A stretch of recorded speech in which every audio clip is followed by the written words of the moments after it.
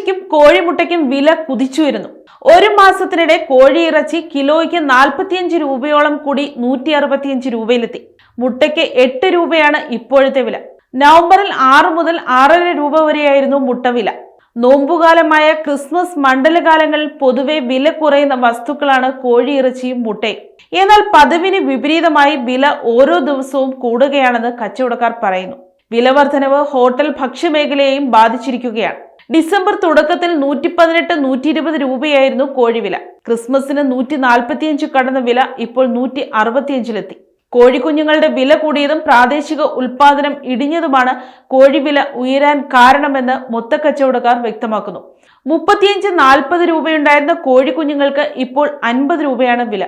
തമിഴ്നാട്ടിലും ആന്ധ്രയിലുമൊക്കെ വ്യാപകമായി മുട്ട കയറ്റിവിടുന്നതും വില വർദ്ധിക്കാൻ കാരണമായി. കേക്കിന്റെ ഉൽപാദനം വർദ്ധിച്ചതോടെ മുട്ടയ്ക്ക് ആവശ്യകത കൂടിയിരുന്നു. എന്നാൽ സീസൺ കുറഞ്ഞിട്ടും വില കുറയുന്നില്ല. ഉപഭോക്താക്കൾക്ക് നേരിട്ട് ബാധിക്കുന്ന വിലക്കുതിപ്പ് അടുത്ത ദിവസങ്ങളിലും തുടരുമെന്ന ആശങ്ക ശക്തമാണ്.